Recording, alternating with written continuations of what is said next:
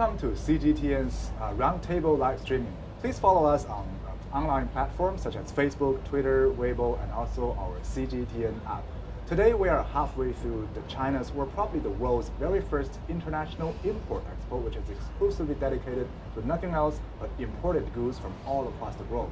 Today we have two senior correspondents joining us. We have Ramah, coming all the way from Africa. Actually, he's our colleague from CGTN Africa. We also have Roee, coming all the way from America with CGTN America. And very nice to have both of you coming to Shanghai. Glad to be here. I've been in Shanghai for over a year now, but probably you guys may have visited Shanghai before, but this might be the very first time that you're really covering this city in depth. Tell us some of your feelings or first impressions about this city when you're working and living here.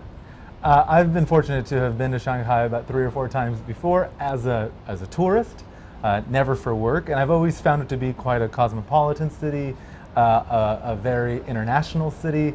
I don't know if I could say maybe more livable than Beijing. Why is that? It just feels more familiar. Look, I'm a Westerner. There are much more Western elements here, remnants of the French time here as well. So especially when we see the French concessions here along the Bund, right? The French concessions, and also just the architecture of the Bund, and a lot more, I think, Western food. So look, I'm very open to Chinese culture and all sorts of things, but there is more familiarity here, and there was elements that were familiar, and there was also things that were different. And I had a really interesting time. One of the first stories I did is a story about Shanghai firsts. This city is the first to host a China International Import Expo, but it's used to being associated with things that are first, right? The first car in China drove these streets. The first light bulb lit Shanghai's buildings and streets. The first phone, the first television. Shanghai was always a trend-setting place, and so it was just, you can still feel a lot of that here. So it was quite familiar to me, and nice to see that. Yes, exactly. Actually, that's probably one of the many reasons why Shanghai has been chosen as a city to host the first International Import Expo, because many of the things imported from across the world actually made their China debut from here in Shanghai, right? Right, but also to add to that point, some of the first experiments in trying to open up China's economy to the rest of the world, that happened here, and that trend pretty much does continue today. If you're into the tech world like I am, the first commercial operator, well, one of the few commercially operated maglev trains still running around here, just behind us, although it's hiding over there in the mist. Second tallest building in the world, 9th tallest building in the world right next to it. So the city has this very interesting vibe where it seems to sort of seamlessly blend the foreign and the domestic rather well, and this is my second time here, and it's pretty much carried on in that vein ever since I was last here. Yes. And part of that, for our viewers who aren't watching, right? We're here on the Huangpu River. This is right here in the heart of the delta. It is the port of Shanghai, yes. So it has always been a place for goods, for people to enter China. So it has that feeling, and it's a confluence point. Yes. Actually, this place is a perfect example of how old meets the new and east meets the west here, because we see those Oriental Pro Tower, all those high rises on the eastern side of the Bund, and also all those traditional Western style buildings, which is stretching for 1.5 kilometers long on the western bank of the river. So it tells a lot of history and tells a lot of new changes that is happening here in Shanghai, right? Yeah, absolutely, absolutely. It's exciting to see. I think Shanghai has had a difficult time. There's a lot of growth in the late 1800s, early 1900s that stopped in the mid 20th centuries, and you really saw this reemergence. After Deng Xiaoping's reforms in the late 90s, early 2000s. What you've seen the growth in Beijing, perhaps over the last 40 years, you've really seen in Shanghai, I think, concentrated over the last 10 or 15 years, and that's a result of some of the policies. And I think even people not in China, around the world, recognize just the potential and the change, the transformation in Shanghai as a city. Yeah, one thing that I really want to talk about is, like you said, the changes, because today the world has been changing a lot.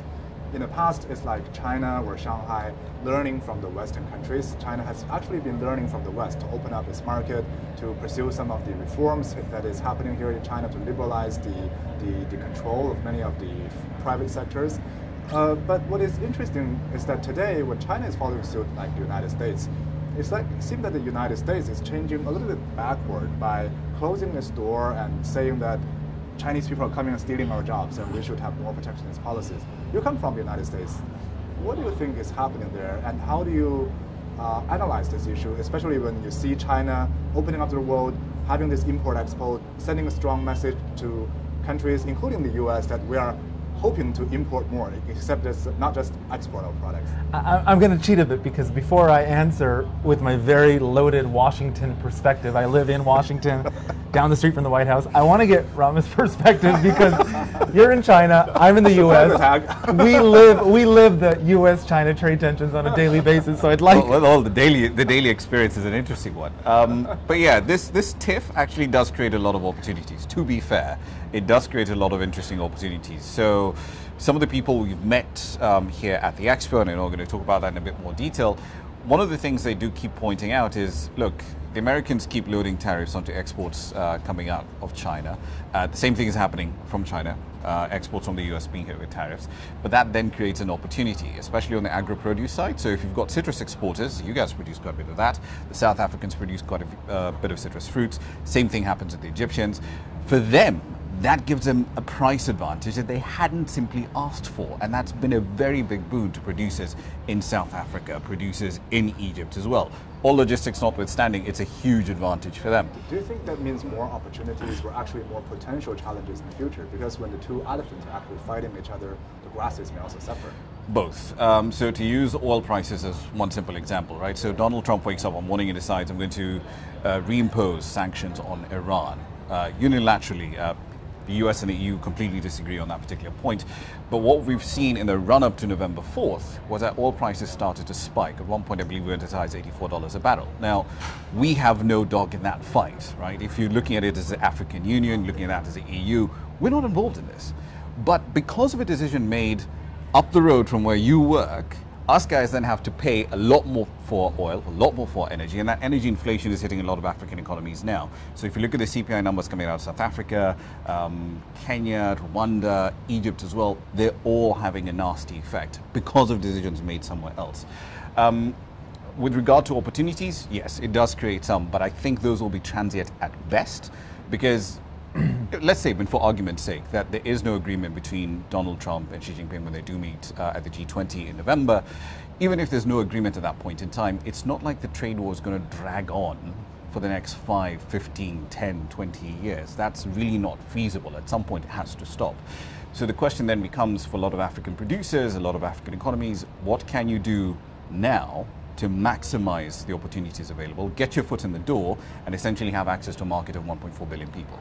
Now it's your turn, yes. Right, so I think for the perspective from the US, even though it's not necessarily my perspective, I think one of the things important to remember is, first of all, Trump is an economic nationalism. This was a policy inspired by Steve Bannon, who no longer works for him, but it is something that got him to the White House, and we just had, in the last 24 hours, the midterm elections. The president is not running. It's for the lower and upper houses of Congress and a lot of state level races, and it's often seen as a referendum on the president's last 2 years.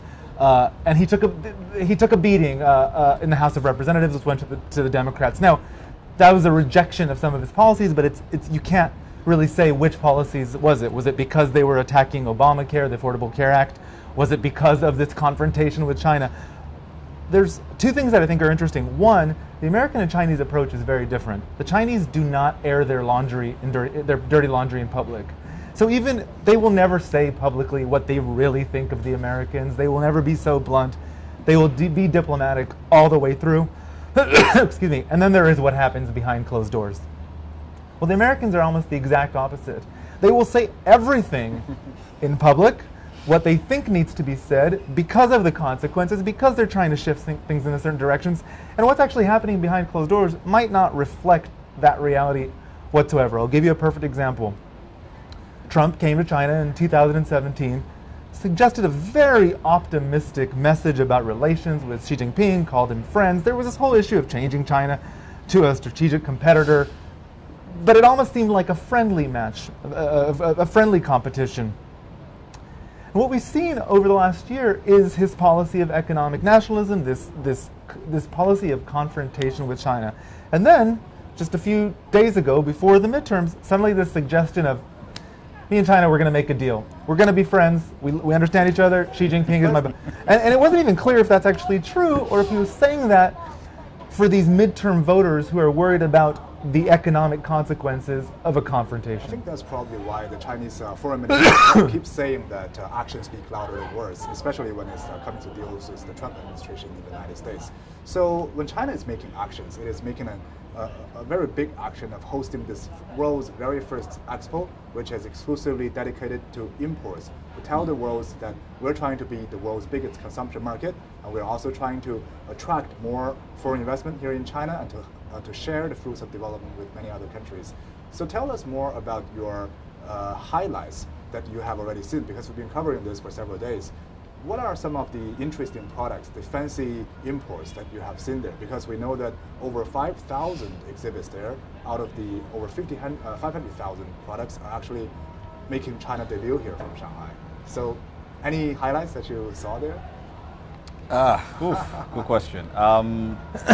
The tech exhibits were probably the more interesting ones for me. I know he's going to talk about those a little later, but especially on the electric vehicle side of things, the Porsche, the Mission E, that's a fascinating project, seeing it coming through from literally a couple of renders that you'd see on online magazines, online reports, and they're actually seeing the finished product in the flesh and knowing that that's essentially the future of transportation. And Shanghai is actually first, relatively advanced in that respect, because more than half of the world's global market for EVs is right here in China.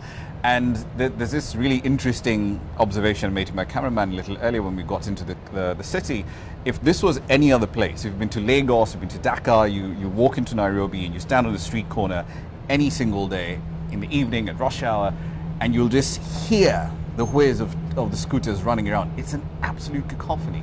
Here it's dead silent because it's all electric. And from a public policy perspective, from a transportation perspective, as a tech issue, as a health issue, it's fascinating to see that actually working in practice out here. It proves that you can't really just say, oh well, EVs are, you know, these novelty things, little toys that people work with in the garages.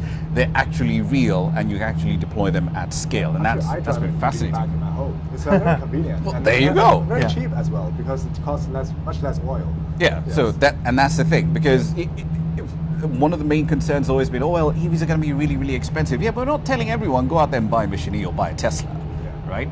But you've got to be able to see what the opportunities are. If you're a policymaker, what can you do to nudge the markets towards cleaner energy, clean alternative solutions, as opposed to just clogging up your streets with scooters that make 100 decibel noise all the time? And that, of course, is very different than what's happening now in the U.S., where you've gotten this sort of climate change skeptics, and deniers, and this reversal that it's a hoax coming from China, right? And this reversal to sort of conventional sources of energy. So people who are this conflict between innovation and what that may mean to, and I hate this term, the jobs of real Americans. Right. And that's, but for me, going through, first of all, we talked about this before. We're not here as visitors, we're working. So I said to you, I'd like to actually enjoy the expo too. I'd like to see it. It's very hard to do. And there is so much to experience. One of the first things I noticed is just all of these sort of modern things that have to do with electronic payment services. I mean, when you see that, you realize that there are some areas that the U.S. is so far behind. I mean, in the U.S. there is this addiction to credit cards, whereas China seems to have skipped from cash to sort of mobile payment system. That's fascinating to see. We walked there. The pavilions are split up, right? There's food and agriculture. There's tech, AI, and so they're massive space. I think 500,000 square meters at this expo. So there's a lot. Rather than talking about it, let's show you some of the highlights. It's hard not to be amazed by the maze. Thousands of companies showcasing global gadgets, gear, and geese. All of it bound for China, or so it's hoped. Infineon's the German maker of semiconductors. It wants Chinese cities to save on energy. Its smart home technology senses user needs. And check out the doors on this car, and the wings on this one. There's a high-tech pavilion, a food and agriculture pavilion, and a medical technology and healthcare pavilion. This is the world's smallest pacemaker. It's not approved yet, in China.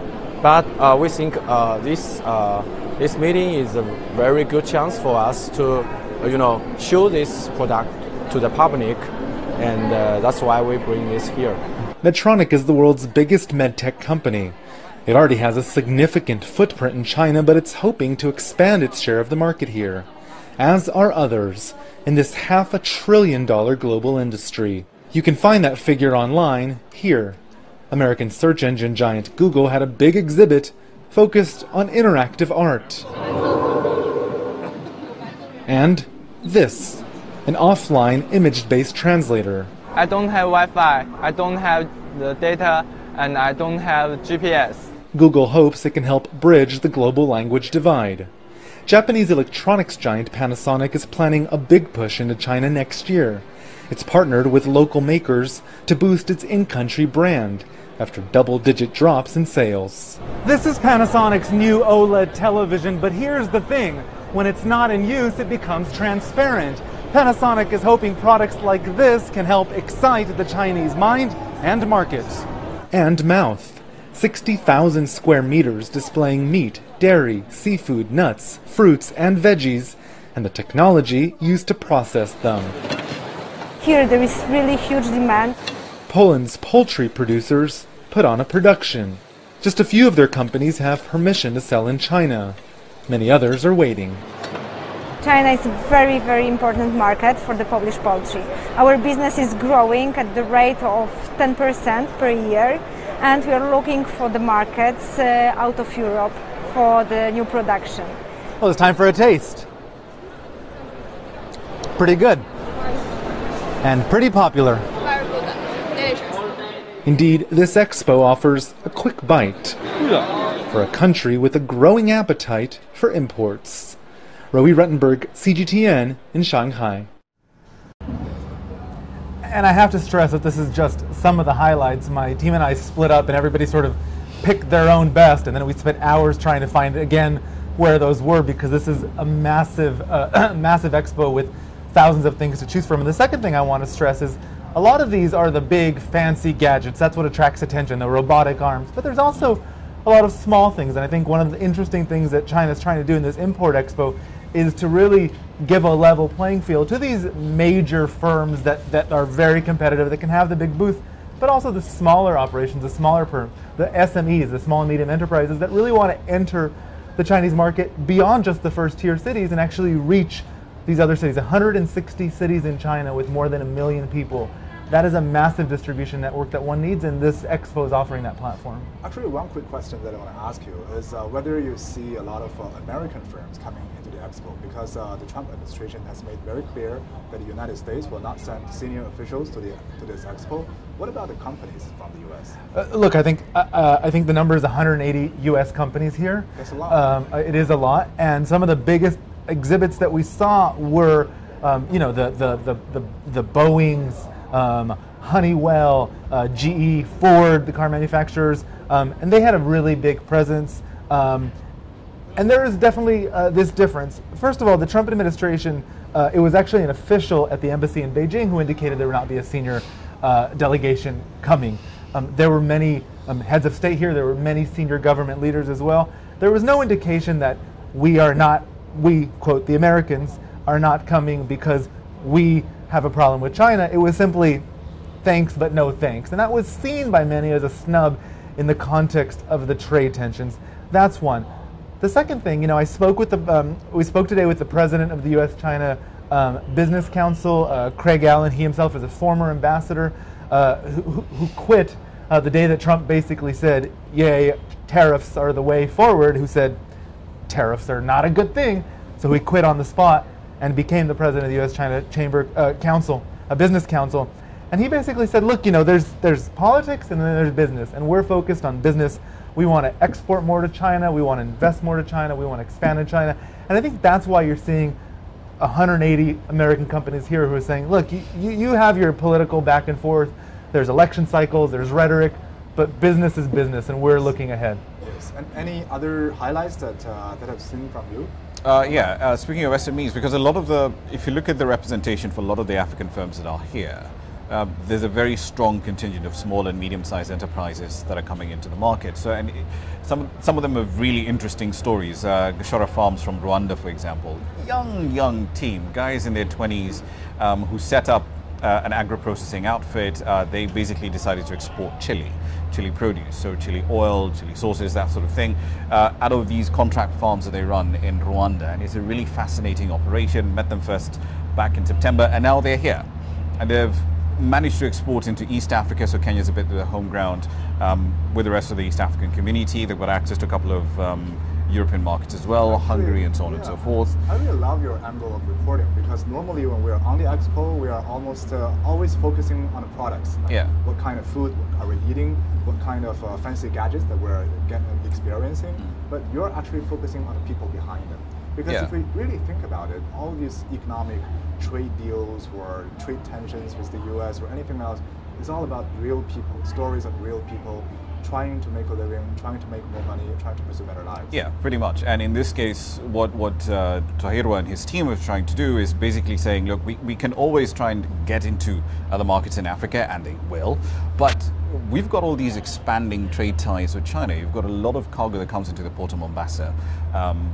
Basically something of about $200 million every month coming into that particular port. So all these containers are coming in full one way, but they're empty going back the other direction. That's an opportunity, and they're trying to essentially take advantage of it. But as you're about to see, it's not essentially 100% smooth operation. There are a couple of challenges along the way. So here's a handy 2-minute summary.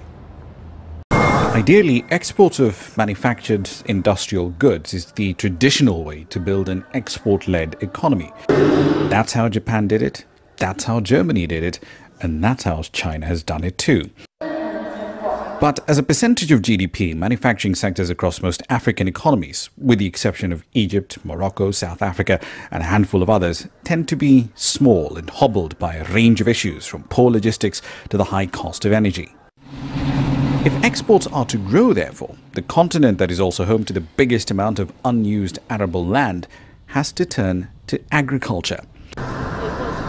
Some entrepreneurs like Haitham El-Sadani from Egypt are already exporting citrus fruits to China. When we spoke ahead of the expo, he said the trade route between the United States and China works to his business's advantage. China is a big market, and it's asked for citrus from Egypt and South Africa and America also. For Egypt, this year, especially this year, will be competitive because our prices and will be our cost will be less than America because of customs. Exporting fruits is one thing, but most governments would prefer to export finished value-added produce. Kellogg's, for instance, uses Egypt as a manufacturing base for breakfast cereals that are exported as far as Japan. China, however, that's a market they're yet to get into. The challenge is to export here, okay, is if our products is matching with the Chinese culture and taste or not. Okay, we are here to test the market. We're here to know the culture of the people. All right, so a bit of a summary on some of the issues that we're facing there, but I should point out, this isn't just about the tiff between the United States and China. There are quite a few countries here. Formally, there are about 11 or 12 or so African countries that are actually displaying here. If you want to expand that to the number of companies from the continent that are here, about 180 of them are present. We had an African head of state, Uhuru Kenyatta, who was here. He was speaking about the need to essentially give preferential tariff access to a lot of goods coming through from Africa, because the story about that trade relationship has been so defined by commodities for so many years. 2014 essentially exposed that lie, so commodity prices dropped, and you essentially saw the volume of trade just go right off a cliff. If that's going to be rebalanced, it's going to involve a lot of agricultural exports. So you're going to be eating a lot more chili from my side of the world. Yes. Actually, I've been eating a lot of chicken all these days because my boss asked me to be in charge of the food and agricultural exhibition area, which I think is the best position for a reporter to cover stories in. Can't go hungry. Yes, I don't need to have lunch anymore because I can have a taste of all kinds of food from all across the world.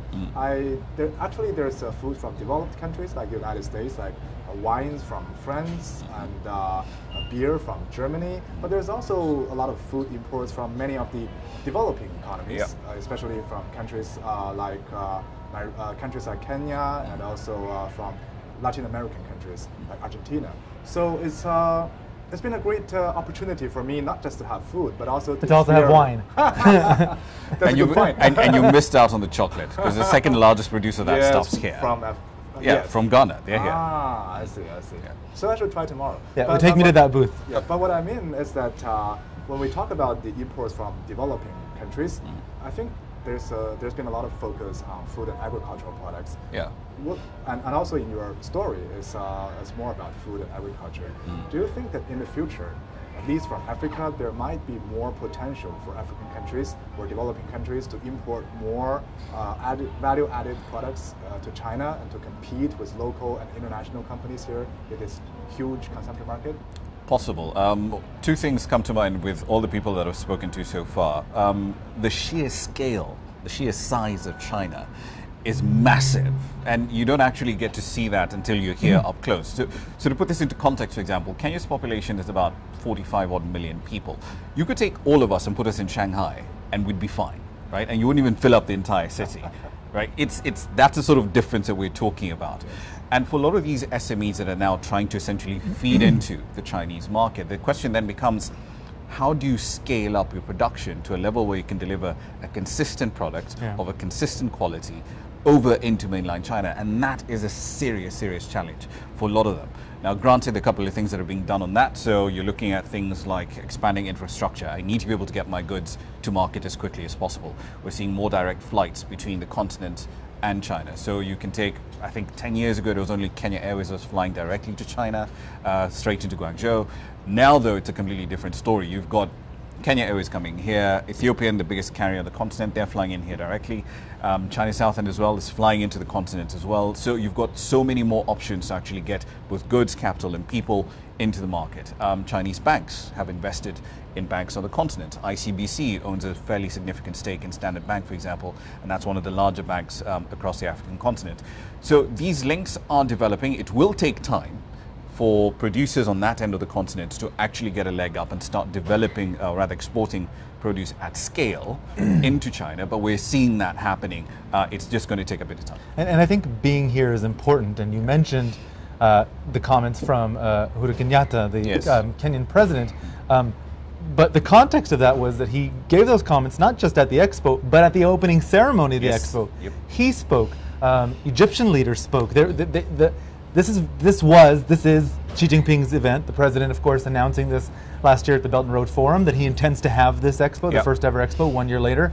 That happened. And then he shared the stage with these leaders, some of them from the African continent. I think that sends a very powerful message that this is not just about an expo to bring in more advanced Western goods. This is about bringing the world's products to China. The other message is that China is transforming from a society, a country, a civilization that is the world's producer effectively to a country of people factory. Well, no, not the world's factory, but turning into a consumption-based society. We don't want to just sell things to the world, we want to buy things from the world. Yeah, and it's interesting that you mentioned that, because what we've also seen is that one of the interesting deals that, or rather trends we're noticing here, is that people will walk up to the booth, say in Kenya or in Ghana or Senegal or Morocco, and they're the guys who will always go for the product, right? So you go to Morocco, you go and find the argan oil. Well and good. But they're also guys who will say, okay, I need X amount of this product, right? So like in Kenya's case, there's one particular firm that came up and said, we need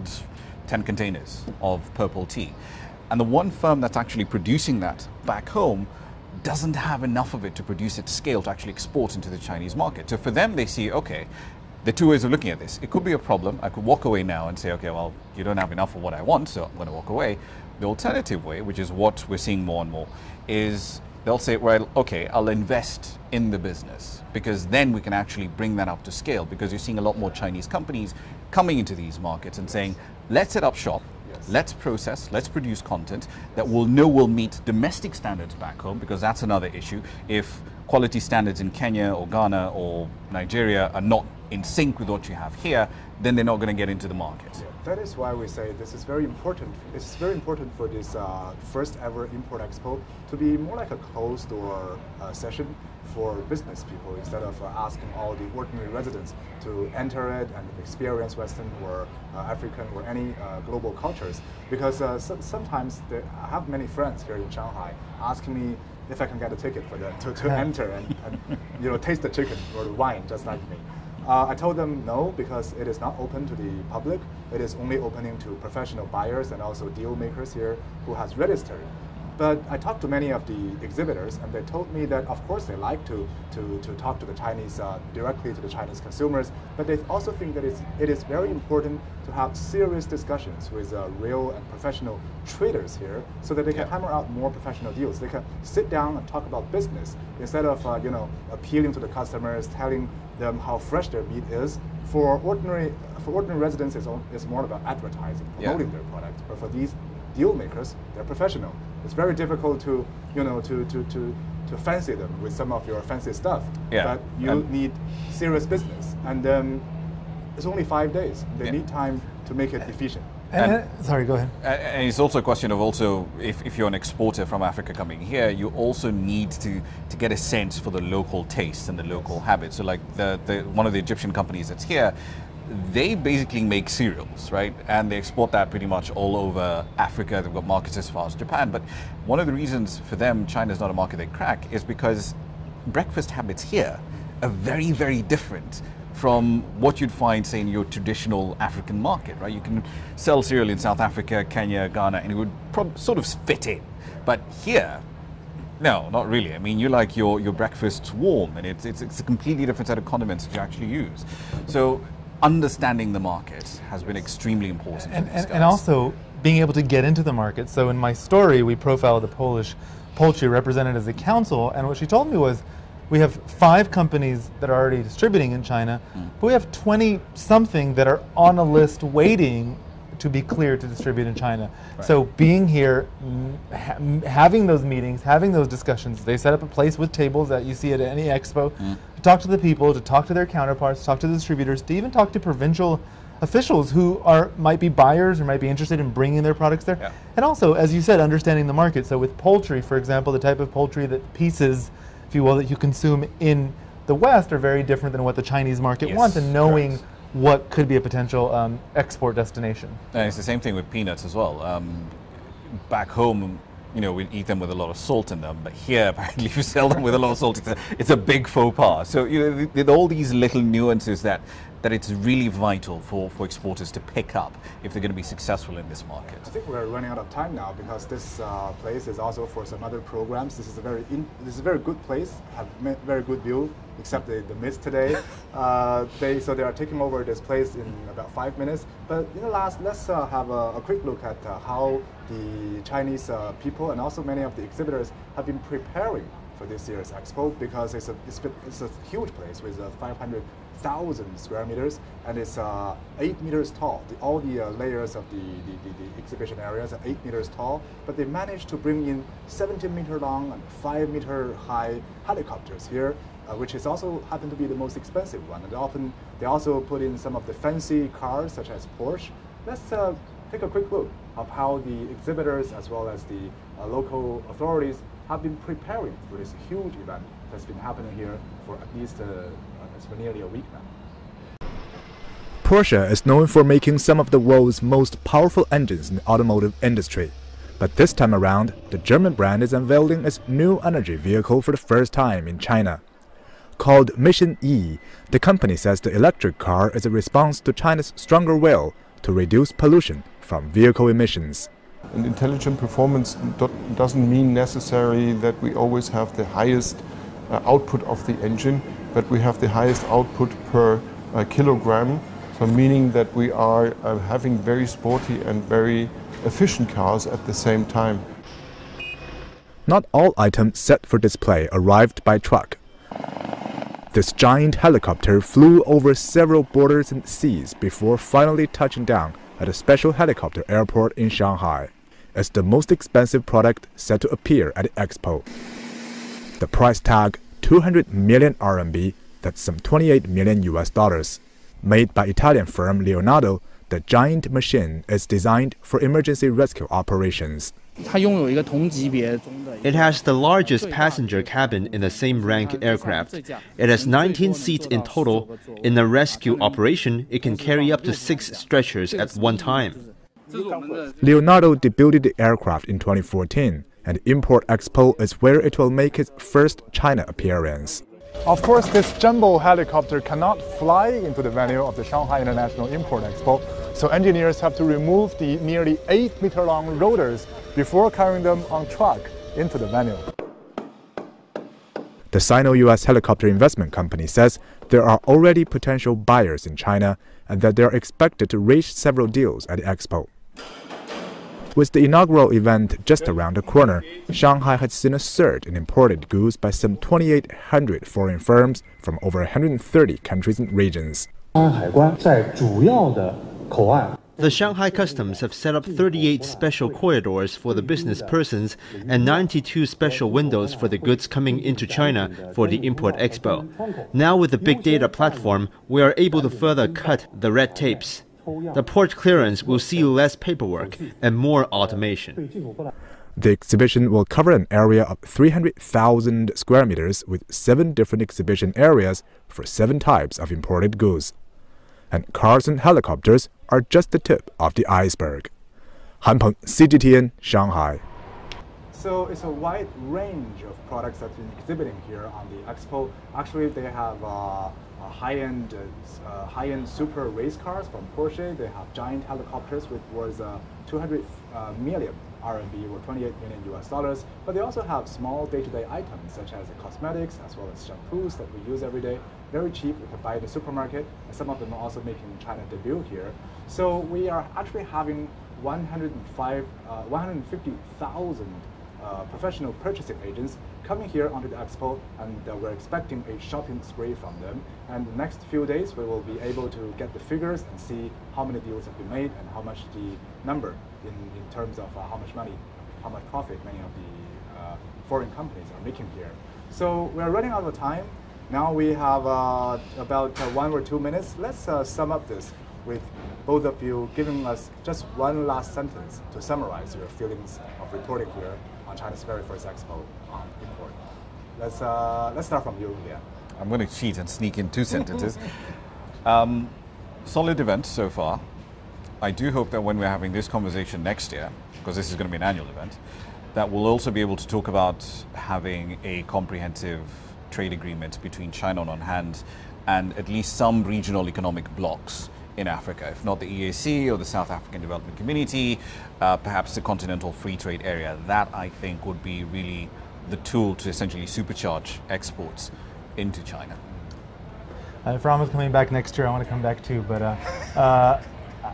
I think this is an impressive event. I think China learns from things as it goes along, and I think the best way to sum it up is not my own comment, but what a Shanghai party official told me today, and he said that at the last Politburo meeting it was agreed that China needs to ensure that foreign investment into China is stable, and at the same time it has to do more work to ensure that the business environment for investing, for importing is a welcoming one, and basically suggesting that there is still work to be done. So this is the start, and there is a way to go forward from here.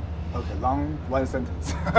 With a comma. Yeah, but with a lot of interesting points, very great points. So we are now, there will be still 3 more days to go to have the final wrap-up of this entire expo. We're expecting a lot more highlights coming up in the next 2 or 3 days. But we're also expecting, like what they said, many of the regular events that will come annually in the next few years. Thank you very much for joining us in our CGTN roundtable. Bye-bye.